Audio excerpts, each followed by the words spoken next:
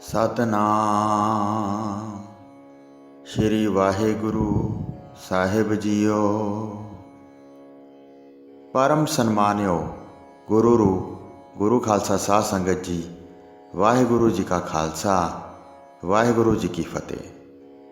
चल रहे लड़ीवार प्रसंग धन धन श्री गुरु तेग बहादुर साहिब जी महाराज जी दे अध्याय 16वें विच अज आपां भाई मक्खण शाह दा शीहे मसंद नूं दंड देण दा प्रसंग सरवण करांगे। आओ बड़े प्रेम नाल यह प्रसंग सरवण करिए। शीहा मसंद श्री गुरु तेग बहादुर जी ते गोली चलाउण तो बाद वापस धीरमल कोल आ गया। सारा समान लुट लिया सी ते लिया के धीरमल नूं दिता ते आपस विच मिल के बहुत खुश होए। धीरमल नूं सारी घटना बारे दस्या कि गोली तां चलाई सी पर निशाना चूक गया। साध संगत जी, भला रब नूं भी कोई मार सकदा है। फिर उन्होंने ये सलाह की कि हुण गुरु जी ते उन्हां दे सिख साथों डर के रहणगे ते असीं ही आउण वाले समय विच गुरु बण के बैठांगे ते सिख संगत तो उपहार लिया करांगे। इधर माता नानकी जी अते गुरु जी आपस विच इस मंदभागी घटना बारे विचार कर रहे सन ते धीरमल की इस कार्रवाई नूं उन्होंने चंगा ना समझिया। गुरु जी ने माता जी नूं कहा कि ऐसा कुकर्म करन वाले सुख नहीं पाउंदे हन, बहुत बदनामी करवा के फिर पछताउंदे हन। फिर भी गुरु जी ने कहा कि उन्हां नूं खिमा करना ही ठीक है, बहुत अपमानित हो के मौत नूं प्राप्त होणगे। इधर सारी संगत बहुत चिंतित सी। फिर सारी संगत ने सलाह की कि मक्खण शाह नाल 500 पुरख हन ते ओह ही गुरु घर का बदला लै सकता है।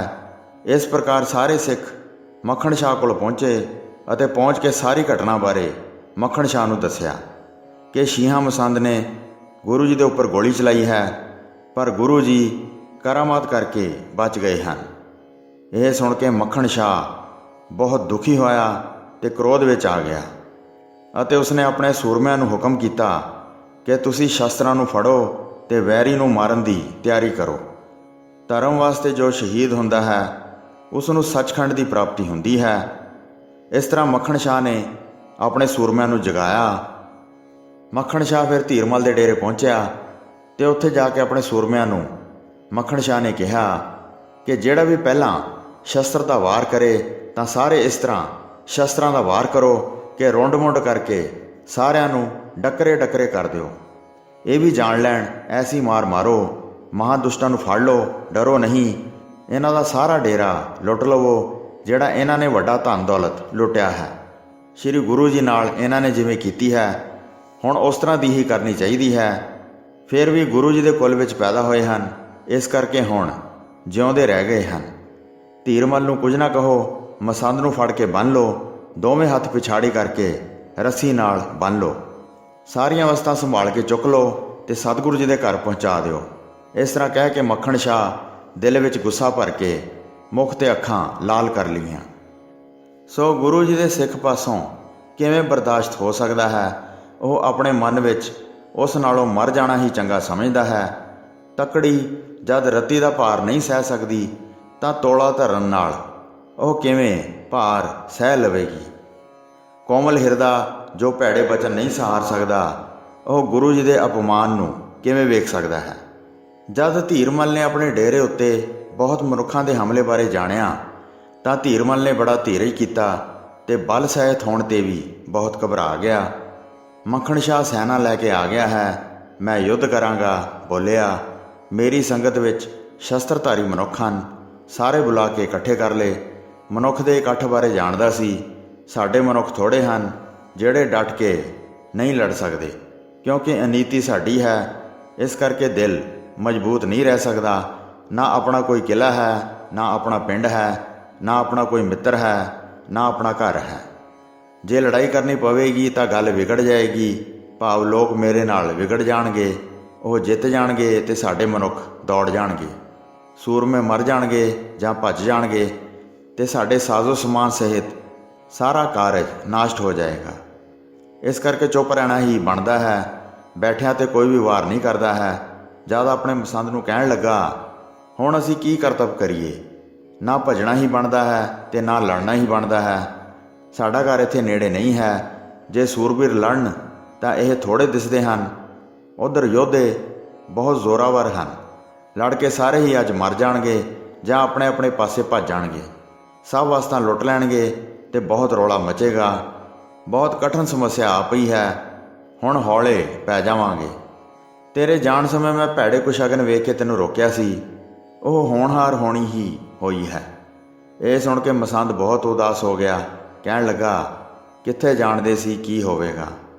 ਮੱਖਣ ਸ਼ਾਹ ਜਿਹੜੀ ਲੜਾਈ ਕਰਨੀ ਚਾਹੁੰਦਾ ਹੈ, ਇਸ ਨੂੰ ਸਾਰੀਆਂ ਵਿਧੀਆਂ ਅਨੁਸਾਰ ਉਚਿਤ ਨਹੀਂ ਹੈ। ਉਸਨੇ ਹਿਰਦੇ ਵਿੱਚ ਵਿਚਾਰ ਨਹੀਂ ਕੀਤੀ ਹੈ ਤੇ ਆਪਣੇ ਮਨ ਵਿੱਚ ਉਸਨੇ ਜਾਣਿਆ ਨਹੀਂ ਹੈ।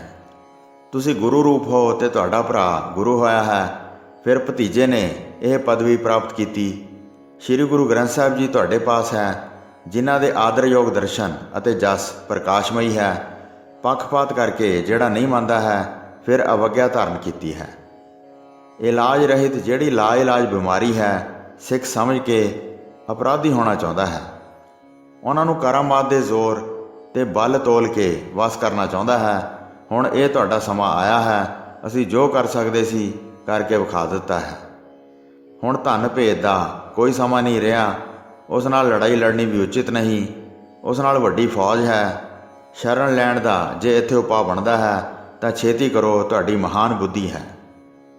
ਭੈ ਨਾਲ ਆਪਸ ਵਿੱਚ ਇੰਨੇ ਆਤਰ ਹੋ ਗਏ ਸਨ, ਇੱਕ ਦੂਸਰੇ ਨਾਲ ਬੋਲਦੇ ਸਨ, ਪਰ ਥੋੜ੍ਹੀ ਵੀ ਹੋਸ਼ ਨਹੀਂ ਸੀ।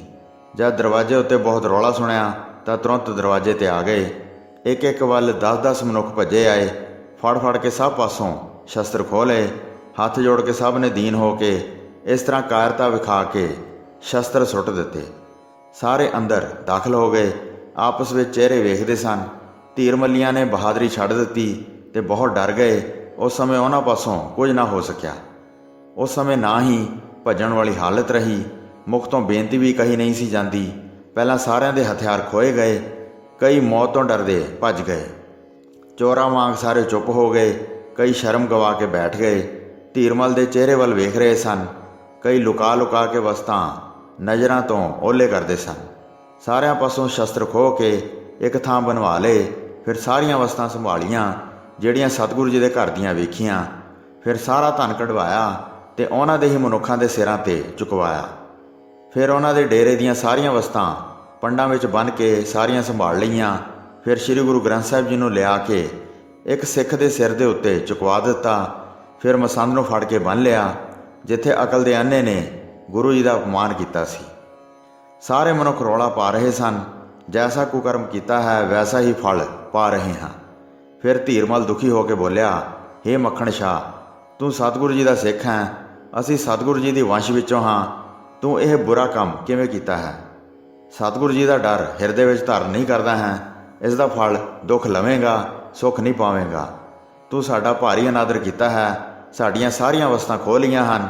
ਫਿਰ ਸਾਡੇ ਮਸੰਦ ਨੂੰ ਫੜ ਕੇ ਤੇ ਸ਼੍ਰੀ ਗੁਰੂ ਗ੍ਰੰਥ ਸਾਹਿਬ ਜੀ ਨੂੰ ਸਿਰ 'ਤੇ ਧਰ ਕੇ ਲੈ ਗਏ ਹੋ। ਅਸੀਂ ਸੋਢੀ ਗੁੱਲ ਕਰਕੇ ਸਾਰੇ ਭਰਾ ਹਾਂ। ਅਸੀਂ ਆਪਸ ਵਿੱਚ ਬਹੁਤ ਵਿਵਹਾਰ ਕਰਦੇ ਹਾਂ। ਅਸੀਂ ਅਨੇਕ ਵਾਰ ਲੜਦੇ ਅਤੇ ਮਿਲਦੇ ਹਾਂ। ਹੁਣ ਤੱਕ ਇੱਕ ਸਿੱਖ ਵੀ ਨਹੀਂ ਬੋਲਿਆ ਹੈ। ਇਹ ਸੁਣ ਕੇ ਮੱਖਣ ਸ਼ਾਹ ਨੇ ਕਿਹਾ, ਹੇ ਧੀਰਮਲ, ਤੂੰ ਵੱਡਾ ਖੋਟਾ ਕਰਮ ਕੀਤਾ ਹੈ। ਕੋਈ ਵੀ ਇਨਸਾਨ ਇੰਨੀ ਗੱਲ ਨਹੀਂ ਕਰ ਸਕਦਾ ਜਿਵੇਂ ਤੂੰ ਆਪਣੀ ਮੱਤ ਪ੍ਰਗਟ ਕੀਤੀ ਹੈ। ਗੁਰੂ ਜੀ ਤਾਂ ਸਿੱਖ ਦੇ ਸਦਾ ਸਹਾਇਕ ਹੁੰਦੇ ਹਨ, ਦੋਵਾਂ ਲੋਕਾਂ ਵਿੱਚ ਸੁੱਖ ਦਿੰਦੇ ਹਨ। ਕਦੇ ਐਸਾ ਸਮਾਂ ਪੈਣ 'ਤੇ ਸਿੱਖ ਵੀ ਗੁਰੂ ਜੀ ਦੇ ਅਸਹਾਈ ਹੁੰਦੇ ਹਨ। ਸ਼੍ਰੀ ਗੁਰੂ ਤੇਗ ਬਹਾਦਰ ਸਾਹਿਬ ਜੀ ਖੁਸ਼ੀ ਗਮੀ ਦੋਹਾਂ ਵਿੱਚ ਇੱਕ ਸਮਾਨ ਰਹਿੰਦੇ ਹਨ। ਉਹਨਾਂ ਦੀ ਜੱਗ ਵਿੱਚ ਪ੍ਰਗਟ ਹੋਣ ਦੀ ਇੱਛਾ ਨਹੀਂ ਸੀ। ਮੈਂ ਬੇਨਤੀ ਕਰਕੇ ਬਾਹਰ ਬਿਠਾ ਦਿੱਤੇ। ਕੁਝ ਵੀ ਅੰਗੀਕਾਰ ਨਹੀਂ ਕਰਦੇ ਸਨ। ਜਿਹੜੇ ਇਸ ਜਗਤ ਨੂੰ ਮਿਥਿਆ ਭਾਵ ਝੂਠਾ ਜਾਣਦੇ ਹਨ, ਜਿਨ੍ਹਾਂ ਨੇ ਬ੍ਰਹਮ ਗਿਆਨ ਦ੍ਰਿੜ ਕੀਤਾ ਹੈ, ਜਿਨ੍ਹਾਂ ਨੇ ਦਿਲ ਵਿੱਚੋਂ ਅਗਿਆਨਤਾ ਦੀ ਸੈਨਾ ਨਾਸ਼ ਕੀਤੀ ਹੈ। ਤੁਹਾਡੇ ਪਿਤਾ ਜੀ ਦੇ ਭਰਾ ਕਰਕੇ ਵੱਡੇ ਥਾਂ ਹਨ, ਵੱਡੇ ਗਿਆਨਵਾਨ ਹਨ ਤੇ ਜਿਨ੍ਹਾਂ ਦੀ ਬਿਰਤੀ ਸਮਾਨ ਹੈ, ਸ਼ਾਂਤ ਸਰੂਪ ਹਨ, ਇੰਦਰੇ ਆਪਣੇ ਵਸ ਵਿੱਚ ਕੀਤੇ ਹੋਏ ਹਨ ਤੇ ਮਹਾਨ ਚਤੁਰ ਹਨ।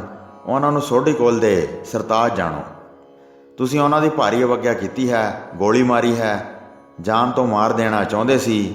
ਹੇ ਮੂਰਖੋ, ਵੱਡਾ ਅਪਰਾਧ ਕੀਤਾ ਹੈ। ਗੁਰੂ ਦੇ ਵੰਸ਼ ਵਿੱਚੋਂ ਤੁਹਾਨੂੰ ਜਾਣਿਆ ਹੈ, ਇਸ ਕਰਕੇ ਛੱਡ ਦਿੱਤਾ ਹੈ, ਮਾਰਿਆ ਨਹੀਂ ਹੈ। ਸਾਡਾ ਵਿਚਾਰ ਸੀ ਕਿ ਮਾਰਨਾ ਹੀ ਉਚਿਤ ਹੈ। ਇਸ ਤਰ੍ਹਾਂ ਕਰਕੇ ਸਭ ਵਸਤੂਆਂ ਅੱਗੇ ਲਾ ਕੇ ਸਤਿਗੁਰੂ ਜੀ ਦੇ ਘਰ ਵਿੱਚ ਆ ਗਏ। ਸਾਰੀਆਂ ਵਸਤਾਂ ਲਿਆ ਕੇ ਧਰਵਾ ਦਿੱਤੀਆਂ। ਜਿੱਥੇ ਮਾਤਾ ਨਾਨਕੀ ਜੀ ਸਨ ਉਹਨਾਂ ਨੂੰ ਸੌਂਪ ਦਿੱਤੀਆਂ। ਧੀਰਮਲ ਆਦਿ ਦੇ ਜਿਹੜੇ ਕੱਪੜੇ ਸਨ ਉਹਨਾਂ ਦੀ ਵੱਡੀ ਪੰਡ ਲਿਆ ਕੇ ਧਰ ਦਿੱਤੀ। ਸਾਰਾ ਧਨ ਗੁਰੂ ਜੀ ਦੇ ਅੱਗੇ ਧਰ ਦਿੱਤਾ ਤੇ ਸਾਰਾ ਗੁਰੂ ਜੀ ਨੂੰ ਅਰਪਣ ਕਰ ਦਿੱਤਾ। ਸ੍ਰੀ ਗੁਰੂ ਗ੍ਰੰਥ ਸਾਹਿਬ ਜੀ ਨੂੰ ਯੋਗ ਸਥਾਨ 'ਤੇ ਰਖਵਾਇਆ ਤੇ ਗੁਰੂ ਜੀ ਦਾ ਮਹਾਨ ਸਿੱਖ ਮੱਖਣ ਸ਼ਾਹ ਆ ਗਿਆ। ਮੱਖਣ ਸ਼ਾਹ ਨੇ ਹੱਥ ਜੋੜ ਕੇ ਬੰਦਨਾ ਕੀਤੀ। ਗੁਰੂ ਜੀ ਦੇ ਮੁਖ ਵੱਲ ਵੇਖਿਆ, ਉਹ ਇੱਕ ਸਮਾਨ ਹੀ ਸੀ। ਧਨ ਪ੍ਰਾਪਤ ਕਰਕੇ ਉਹਨਾਂ ਨੂੰ ਕੋਈ ਪ੍ਰਸੰਨਤਾ ਨਾ ਹੋਈ। ਉਸ ਸਮੇਂ ਵੀ ਮਨ ਵਿੱਚ ਕੋਈ ਚਿੰਤਾ ਨਹੀਂ ਕੀਤੀ ਸੀ ਕਿ ਸਾਰਾ ਧਨ ਚਲੇ ਗਿਆ ਹੈ। ਗੁਰੂ ਜੀ ਦਾ ਇੱਕ ਰਸ ਹਿਰਦਾ ਵੇਖ ਕੇ ਮੱਖਣ ਸ਼ਾਹ ਦੇ ਹਿਰਦੇ ਵਿੱਚ ਬੜਾ ਆਨੰਦ ਪ੍ਰਗਟ ਹੋਇਆ। ਕਲਿਆਣ ਰੂਪ ਸ਼ੀਸ਼ਾ ਖਿੜ ਗਿਆ, ਮਾਨੋ ਮਹਾਨ ਕਮਲ ਦਾ ਫੁੱਲ ਖਿੜ ਉੱਠਿਆ ਹੋਵੇ। ਸੁੰਦਰ ਨੈਣ ਕਿਰਪਾ ਦੇ ਭਰੇ ਸਨ। ਪੂਰਨ ਗੁਰੂ ਜੀ ਆਪਣੇ ਆਸਣ ਉੱਤੇ ਬੈਠੇ ਸਨ। ਵੱਡਾ ਉੱਚਾ ਲੰਮਾ ਸਰੀਰ ਤੇ ਚੌੜੀ ਛਾਤੀ ਸੀ। ਲੰਮੀਆਂ ਬਾਹਾਂ ਸਨ ਤੇ ਹਿਰਦੇ ਵਿੱਚ ਸ਼ਾਂਤੀ ਰੱਖਦੇ ਸਨ। ਸਮੂਹ ਵੱਡਾ ਸਰੀਰ ਸ਼ੋਭ ਰਿਹਾ ਸੀ। ਸਫੇਦ ਵਸਤਰਾਂ ਕਰਕੇ ਨਿਰਮਲ ਸ਼ੋਭਾ ਛਾਈ ਹੋਈ ਸੀ। ਘਰ ਵਿੱਚ ਸਾਰੇ ਚੰਗੇ ਗੁਣ ਮੌਜੂਦ ਸਨ। ਗੁਰੂ ਜੀ ਆਪਣੇ ਆਸਣ 'ਤੇ ਬਿਰਾਜਮਾਨ ਸਨ। ਸੋ ਸਾਧ ਸੰਗਤ ਜੀ, ਇੱਥੇ 11ਵੀਂ ਰਾਸ ਦਾ 16ਵਾਂ ਅਧਿਆਇ ਸਮਾਪਤ ਹੁੰਦਾ ਹੈ ਜੀ। ਪ੍ਰਸੰਗ ਸੁਣਾਉਂਦੇ ਹੋਈਆਂ ਅਨੇਕ ਭੁੱਲਾਂ ਚੁੱਕਾਂ ਦੀ ਖਿਮਾ ਬਖਸ਼ਣੀ ਜੀ। ਦਾਸ ਨੂੰ ਆਗਿਆ ਦਿਓ। ਵਾਹਿਗੁਰੂ ਜੀ ਕਾ ਖਾਲਸਾ, ਵਾਹਿਗੁਰੂ ਜੀ ਕੀ ਫਤਿਹ। ਮੱਖਣ ਸ਼ਾਹ ਫਿਰ ਧੀਰਮਲ ਦੇ ਡੇਰੇ ਪਹੁੰਚਿਆ ਤੇ ਉੱਥੇ ਜਾ ਕੇ ਆਪਣੇ ਸੂਰਮਿਆਂ ਨੂੰ ਮੱਖਣ ਸ਼ਾਹ ਨੇ ਕਿਹਾ ਕਿ ਜਿਹੜਾ ਵੀ ਪਹਿਲਾਂ ਸ਼ਸਤਰ ਦਾ ਵਾਰ ਕਰੇ ਤਾਂ ਸਾਰੇ ਇਸ ਤਰ੍ਹਾਂ ਸ਼ਸਤਰਾਂ ਦਾ ਵਾਰ ਕਰੋ ਕਿ ਰੁੰਡ ਮੁੰਡ ਕਰਕੇ ਸਾਰਿਆਂ ਨੂੰ ਡੱਕਰੇ ਡੱਕਰੇ ਕਰ ਦਿਓ। ਇਹ ਵੀ ਜਾਣ ਲੈਣ ਐਸੀ ਮਾਰ ਮਾਰੋ, ਮਹਾਦੁਸ਼ਟਾਂ ਨੂੰ ਫੜ ਲਓ, ਡਰੋ ਨਹੀਂ। ਇਹਨਾਂ ਦਾ ਸਾਰਾ ਡੇਰਾ ਲੁੱਟ ਲਵੋ ਜਿਹੜਾ ਇਹਨਾਂ ਨੇ ਵੱਡਾ ਧਨ ਦੌਲਤ ਲੁੱਟਿਆ ਹੈ।